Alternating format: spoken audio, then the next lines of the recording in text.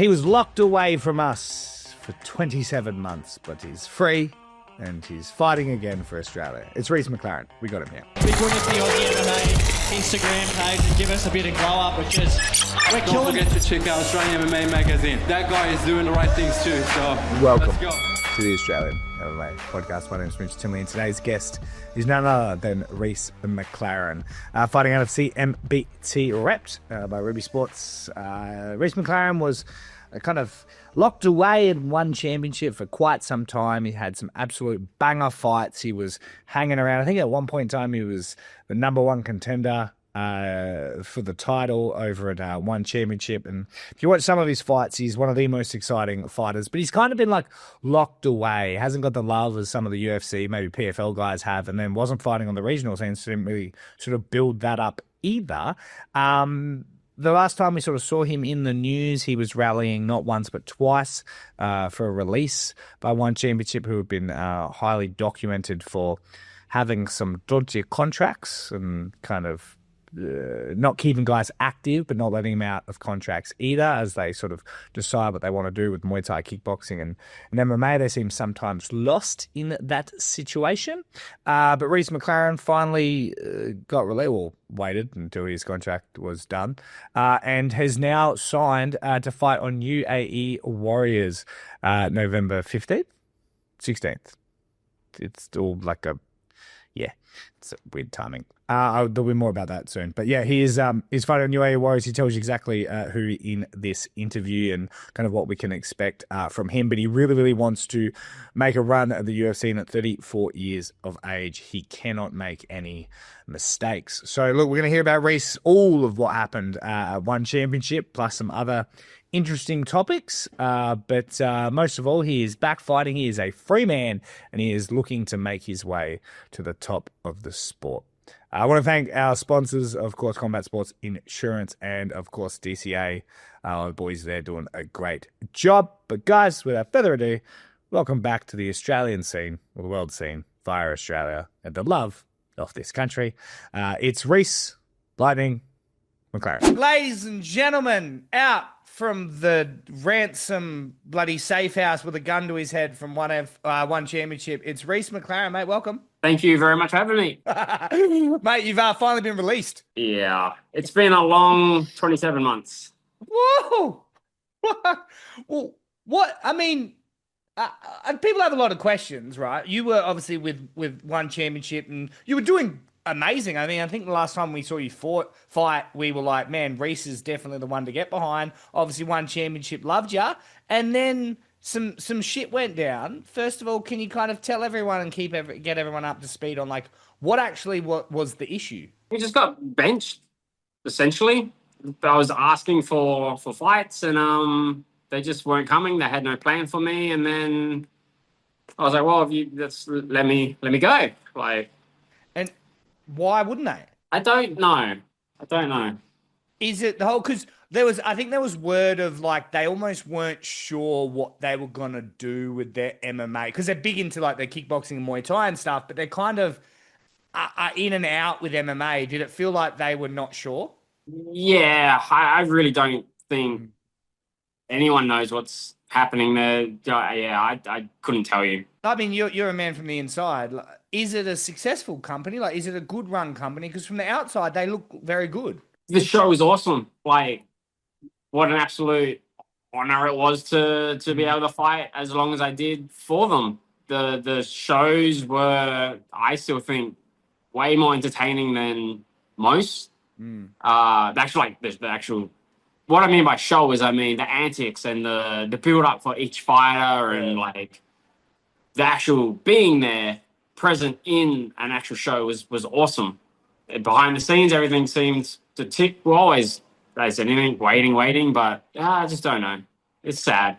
Yeah, no, that is right. It's like, it's not even like an angry sort of situation. Now, I think I even rallied behind you to get released, and we did all this work, and I was like, yeah. And then it looked like you were rallying for a fight again. So what happened there? I was like, Reece, I fought hard for you, and now you're going back. I know. It was out of good, not will. What's the word I'm looking for? Good not even intentions. Good faith. Good faith. Basically, out of good faith, I was kind of told that there might be something coming up. Yep. So I retracted all of my release requests, just thinking that I was doing the right thing by them, and just continue to get benched. Is it an actual like form you give them, or is asking to be released just asking them to let you go? Wow.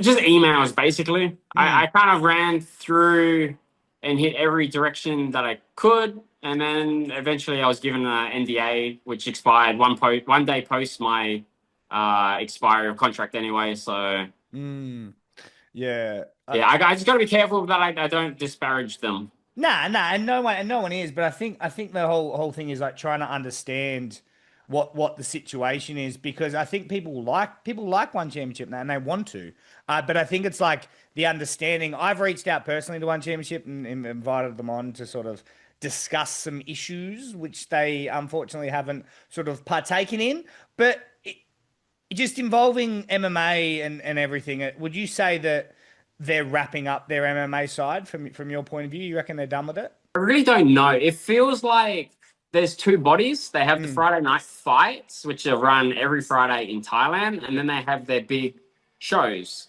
like their big on Prime, and it kind of feels like they're ramping them down and just going to be Friday night fights, the smaller body. That's kind of what I feel was happening. Would you say the main problem with all this was just no miscommunication or no communication? There was just no communication. And it sucks because you were doing well, and I feel like you're actually repping one championship really well. I tried to not carry them. I tried to be a great role model. I tried to, do everything. You did carry them for Australia. You did. I really tried. I really feel the thing with me was that I feel like I should have at least been offered the title fight. I feel like I should have been offered it before I was given the karat. I think I should have been fighting DJ instead of Moraes having a rematch. And then they didn't even offer the title against Yuya rematch. They gave it to a strawweight, the strawweight champ. So what do I do? Do you think it was one championship against MMA, this problem, or do you think there was something that you weren't doing right? I don't think they really thought that an Australian champ was going to do tickets or sell tickets, get more watches. I don't know. Yeah. So that as people might not like it, but that in a business sense, like kind of makes sense. But I can see the issue with it. But overall, now that you're finished with it, is it like good handshake on the way out, or is it a bit of kind of both sides probably don't like each other? Well, I guess with the posts I put out, just requesting releases on release, I don't think it looked good on their behalf. I wish I could say for myself, water under the bridge, but I kind of hold grudges. I'm terrible. That's just me.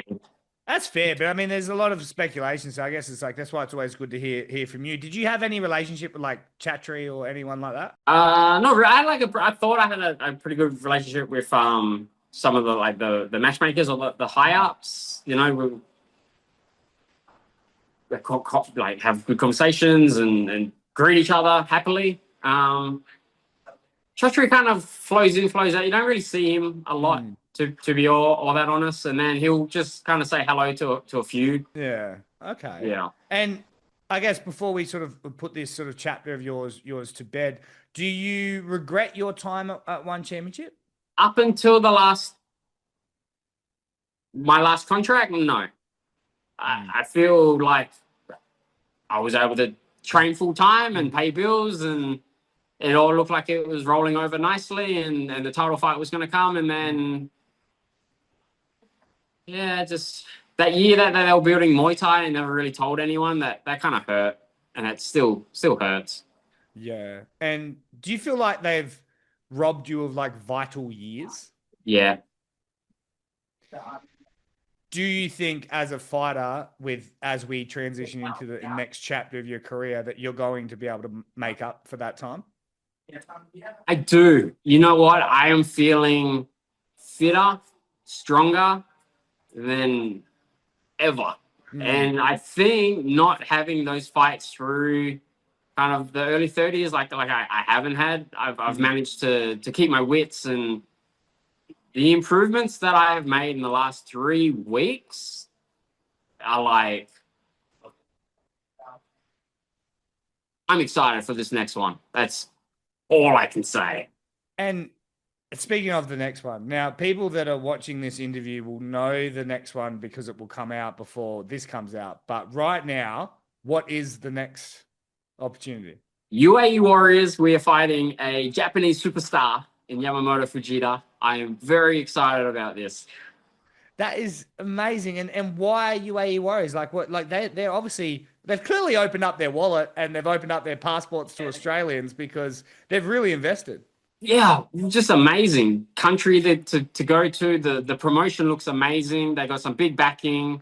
It's on Fight Pass. It's a very good, not stepping stone, but feeder for the UFC. And that's why UAE Warriors. And did you have options? Because you've got quite the profile. You're probably one of the hottest sort of free agents outside of the UFC, and you could probably fight anywhere. Did you get a lot of those opportunities and sort of options? We don't want to get locked in. Yep. I want the UFC more than anything. Yep. So as long as I can stay a free agent for that Sydney card, laughing. I just got to smash this bloke. If I smash this bloke, then we got to be looking good for the Sydney card.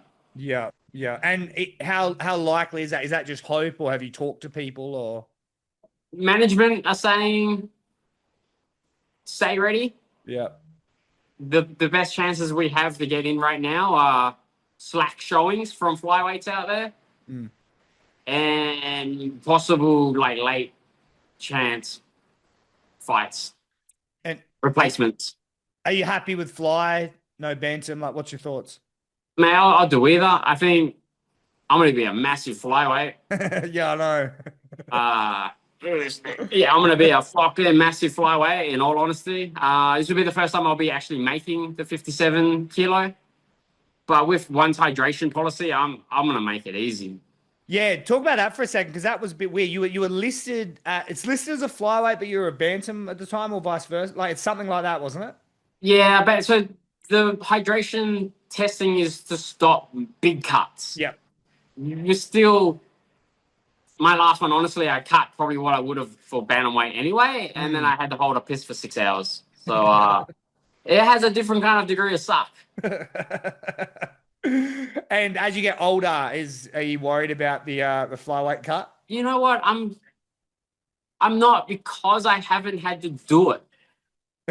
You don't know what to be worried about. Yeah, I'm pretty much coming out of like what it felt like semi-retirement right now to being like, I've been working a 9 to 5. I'm back to doing my trade, air conditioning. Honestly, this has only been a 4-week full fight camp.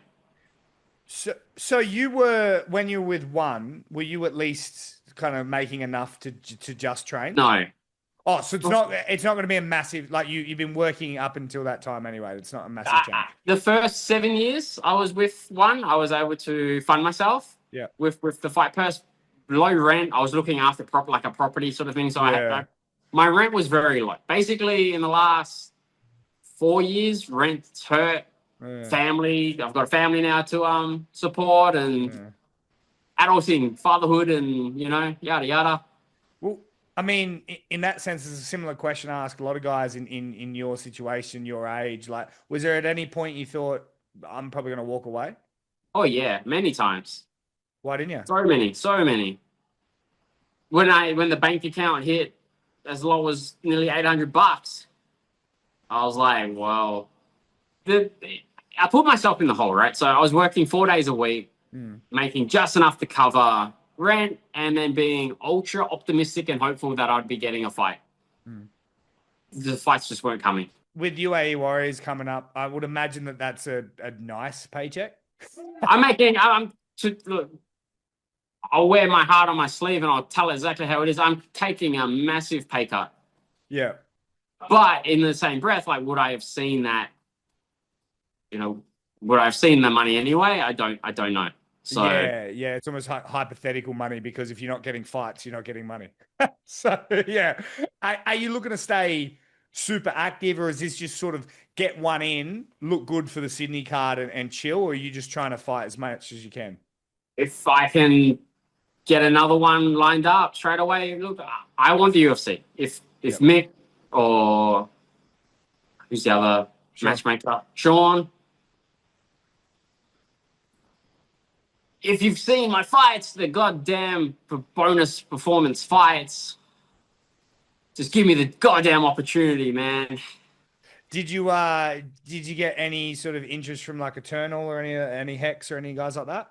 I think we could have reached out there, but honestly, being international for the last 10 years, it wouldn't have hurt fighting locally. It would have been great. I love Eternal and the stuff that they do at the Sharks. Sharks is a great venue. It's amazing there, but once international, man, I just needed to stay international for my ego, I guess.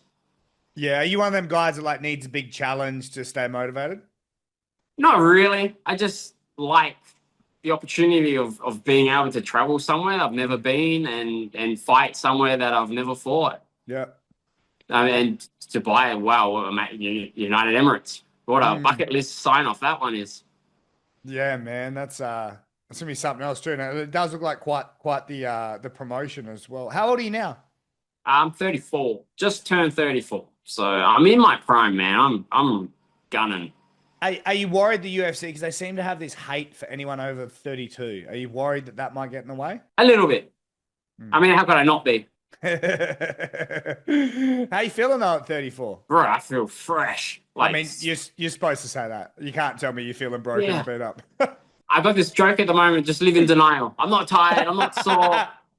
But honestly, like, I can honestly tell you, I feel so good. My nervous system's in check. If I was slow and delayed, like I've seen some of the other folks, I'd be questioning, whether I do continue. Because I'm making pretty dope money, the air conditioning, right? The air conditioning pays well. And, man, I just want to punch some fucking face, say, like, I'm so ready to go.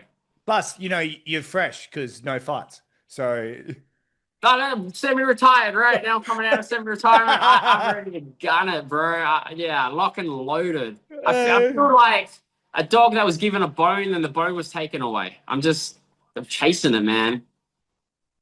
Now, when it comes to CMBT, how long have you been there for? I'd say I've been here now almost 2 years. What made you seek these guys out? MMA. I honestly... I think I was coaching too much and not getting coached, and I needed grappling, and I found it all under one roof. Well, how do you go then now? Like, obviously at CMBT, it seems like such a good team, and CMBT sounds like such a good family. Like, is it all looks, or is it really like that good a vibe? Oh no, my daughter loves it here. Like, she runs around and plays with all the fucking weights and shit. One day she's just singing along, man. It's such a family like vibe, and the team that we have, I think we've got some of the best flyweight bantamweights in this state for sure. Grappling wise, obviously, you were sort of bouncing around and training at different areas. Training now under one roof, kind of what has elevated the most for you? The form of training that we've taken. Yeah. We've taken a real scientific approach to it. We set a bar, and then we improve on that bar. So every session is measurable, and you can literally measure improvement. I don't know if it's being replicated elsewhere, but all I know is that's something we're playing with, and I'm seeing amazing results.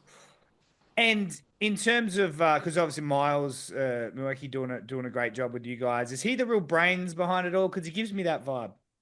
Yeah, he's blown me away with the dedication, and I've never been given like strength and conditioning or as we call it, energy system development program before.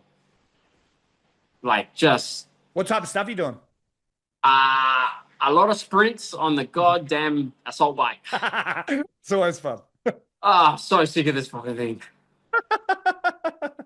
That's But I am fit. I can tell you what, I am like the cross. Everything with everything is just being multiplied but controlled. That it's not over training. It's just specific MMA training.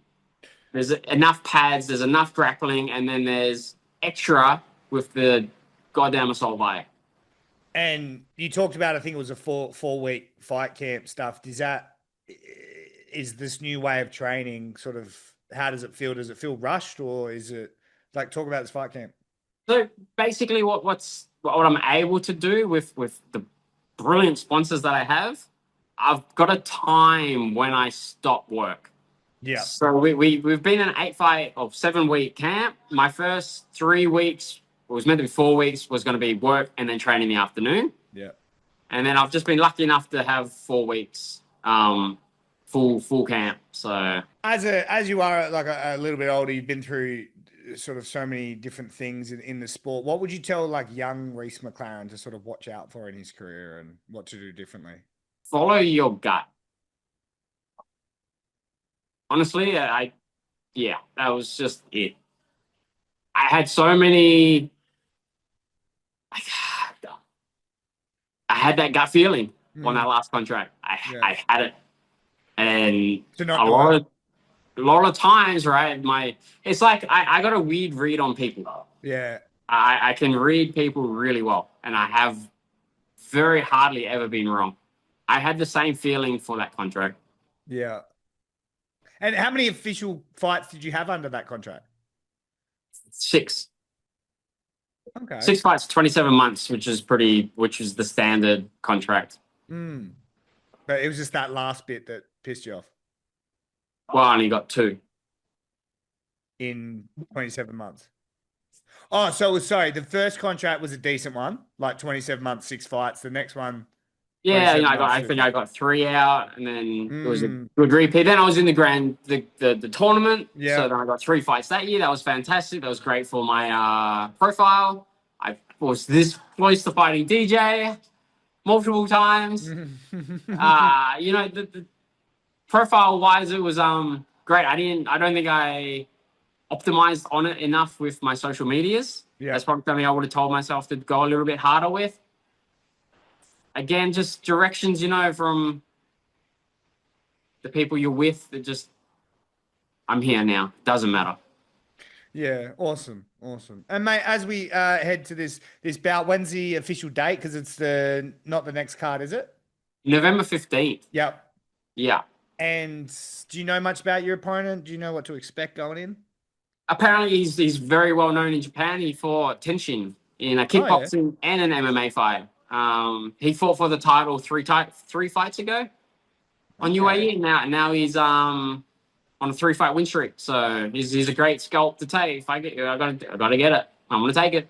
No easy fights for a guy coming from one, I see. Man, have I ever had an easy fight? I'm the one fighting the real fights. You've never had a boring fight, I'll give you that. Oh man, I'll tell you what. Yeah. What's your prediction, mate, going in? Man.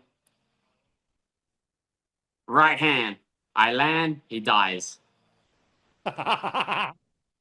Bro, absolutely love it. It's so good to have you back on the scene and obviously fighting again. Is there anything you want to say to anyone that's sort of been watching your career? And obviously we were a bit worried there for a second. We thought we would never see you fight again. But is there anything you want to say to the fans, sponsors, people watching? I just want to say thank you so much for the continued support, the shares of my posts that everyone got behind and rallied. Really, really helped. So thank you. That's all I can say is a big thank you. Yeah. Awesome, mate. Like I said, I think I even reached out to one and I was like, we're writing an article and we need an official media release. And I think that scared them a little bit because then they responded, but then they never replied. And I was like, that helped. No, it's good, mate. Look, thanks for taking the time and best of luck, and obviously see you on the other side of it. Yes, sir. Thank you.